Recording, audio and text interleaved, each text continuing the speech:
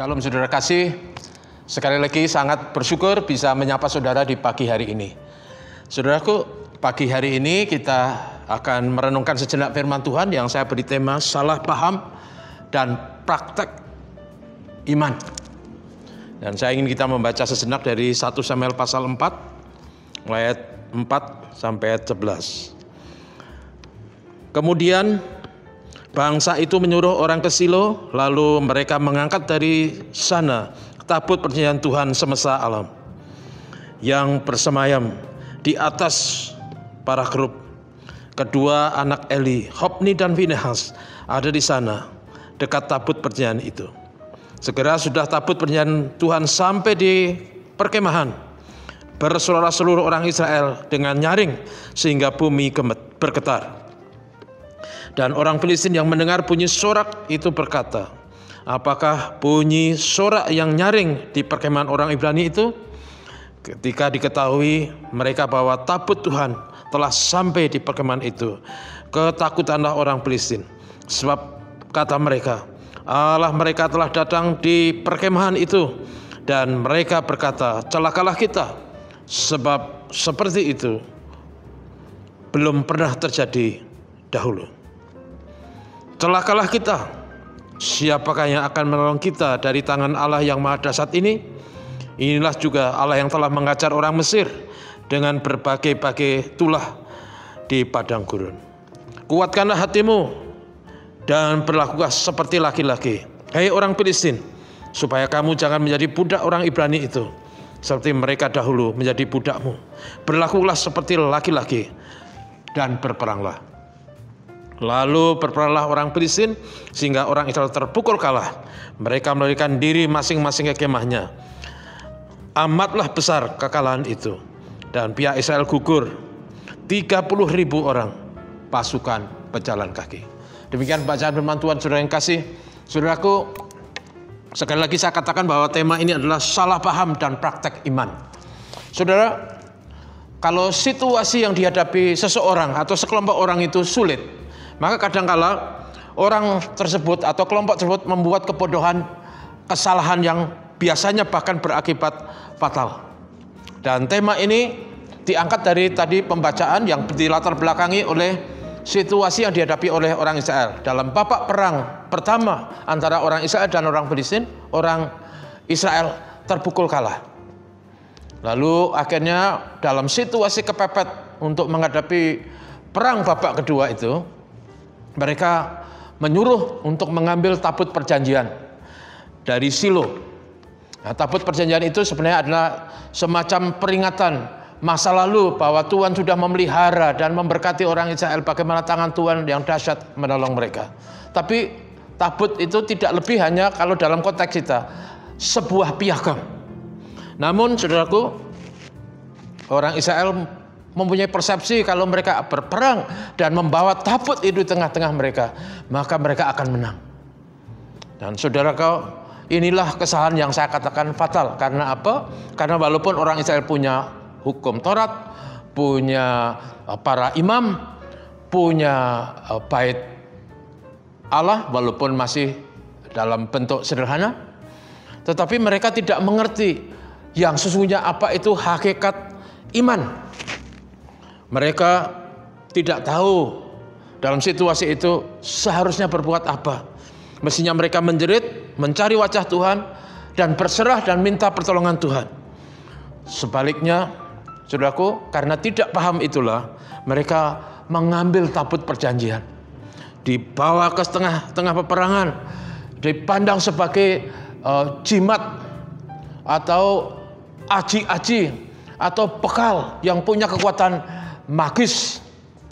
Tapi saudaraku kasih, yang luar biasa adalah walaupun pada awalnya orang Filistin gemetar, namun mereka kemudian berkata, ayo Filistin, jadilah laki-laki, berperanglah, all out.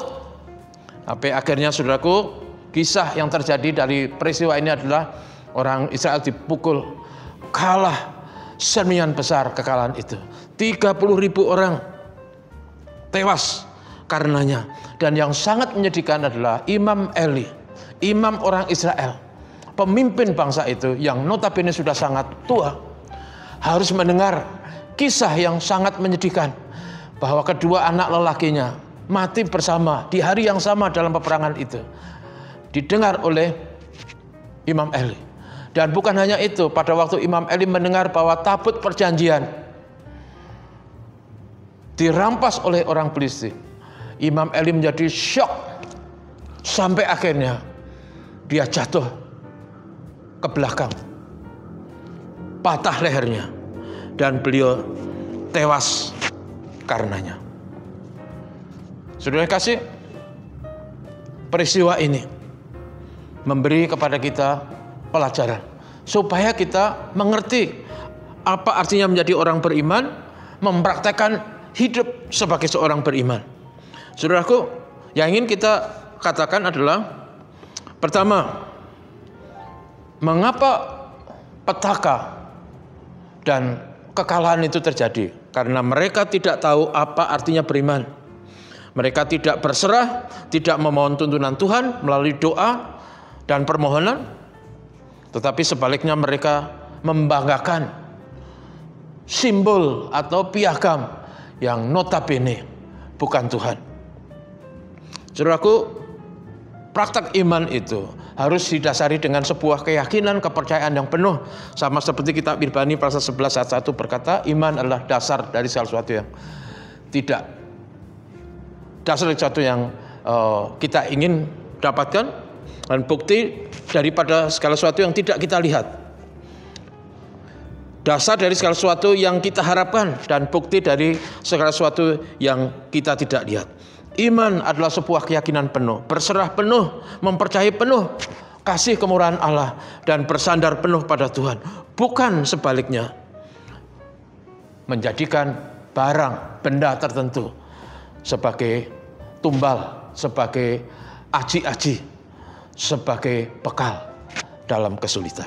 Yang kedua, kita belajar supaya kita menjauhkan pengertian yang salah.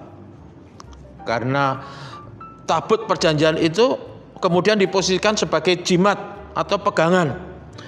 Dalam ilmu okultisme, saudara, yang membahas tentang kuasa gelap dengan segala praktek perilakunya, maka dalam ilmu okultisme memang kuasa gelap itu punya kuasa, bisa menolong manusia, bisa memberi kekayaan pada manusia, bisa berbuat banyak hal, karena memang yang namanya setan itu adalah penghulu malaikat yang pada waktu itu dia ingin menjadi sama dengan Tuhan, dibuang ke bumi, tapi Tuhan tidak mengambil kuasa dan kehebatannya. Karena itu setan menjadi luar biasa.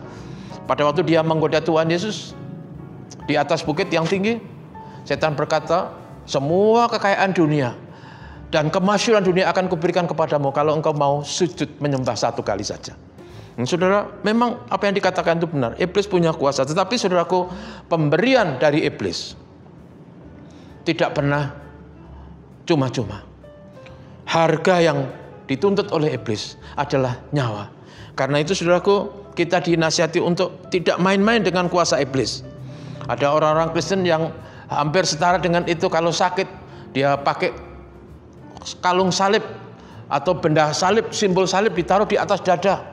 Kalau sakit lalu dia minta roti perjamuan dari gereja, perjamuan kudus, lalu diyakini bahwa roti perjamuan itu adalah obat yang manjur.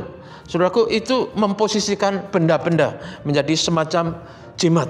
Dan menurut Alkitab ini adalah kesalahan yang fatal, sama seperti yang dilakukan oleh orang Israel. Saudaraku, kita selalu percaya walaupun simbol-simbol itu simbol-simbol iman, tapi simbol-simbol itu, salib, Alkitab, roti, perjamuan kudus, itu adalah benda biasa, tidak ada yang istimewa. Karena itu kita selalu percaya apa yang namanya ora et labora. Dalam sudut pandang orang Kristen, kita harus berdoa sebagai wujud iman dan penyerahan, sekaligus juga melakukan bagian kita, bekerja, berusaha, melakukan apa yang dinasihatkan oleh dokter kalau kita sakit, menghindari makanan-makanan yang berbahaya kalau itu mengancam jiwa kita. Itulah labora, itulah usaha kita. Perlu doa dan praktek iman yang benar, dan juga usaha yang benar dan baik, supaya kita tidak terjerumus pada kebodohan dan membayar harga yang mahal. Selamat pagi. Tuhan memberkati, mari kita berdoa. Tuhan, terima kasih kepadamu, kami belajar dari orang Israel, bahwa pada waktu orang Israel sedang dalam pergumulan, situasi yang sulit dan terjepit, mereka membuat kesalahan yang fatal, menjadikan benda walaupun menjadi simbol iman, tabut perjanjian itu dibawa dan dijadikan sebagai penolong mereka, dan akhirnya mereka mengalami kekalahan yang sangat besar dan fatal. Tolong kami supaya kami selalu belajar beriman, berserah. Tolong kami supaya kami juga hidup dengan benar dan baik, melakukan bagian kami sesuai dengan pengertian dan pemahaman yang kami pelajari. Menolong umat Tuhan, menolong gereja Tuhan. Tuhan Bapa Surgawi, tolonglah negeri kami. Selalu menjadi doa kami dalam situasi sekarang ini pada waktu pandemi Corona merajalela di sana sini. Kiranya segera bisa diatasi. Kiranya hari ini menjadi hari yang penuh rahmat bagi kami. Tuhan menolong setiap kami. Bapa, terima kasih dalam nama Yesus. Amin.